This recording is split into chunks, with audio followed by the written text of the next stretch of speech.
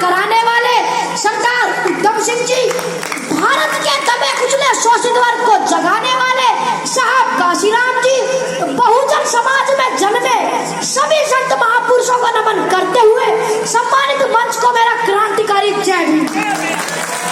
साथियों, आज 14 अप्रैल बाबा साहब के जन्म दिवस की आप सभी को हार्दिक शुभकामनाएं देता हूँ। आप सभी का आभार व्यक्त करता हूँ, हार्दिक अभिनंदन स्वागत करता हूँ।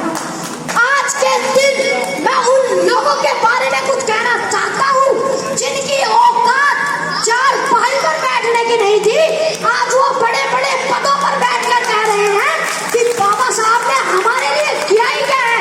मैं उन लोगों को बता देना चाहता हूँ कि बात 26 नवंबर 1949 की है।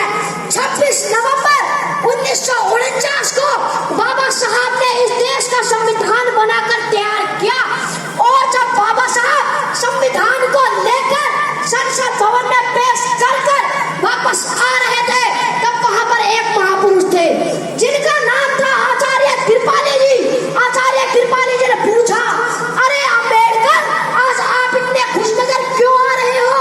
तब बाबा साहब ने जवाब देते हुए कहा कि आचार्य जी, आज से पहले इस देश में राजा रानी की कोख से पैदा होते थे, मगर आज मैंने रानी की कोख में ऐसा ऑपरेशन किया है कि आज के बाद राजा रानी की कोख से नहीं बल्कि ईवीएम और बैलेट पेपर से हो गए वो राजा बनाने का काम किया है बाबा साहब ने आपको।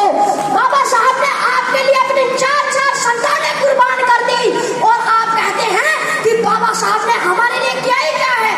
नींदें अपनी खोकर जगाया हमको, आंसू अपने गिराकर हंसाया हमको।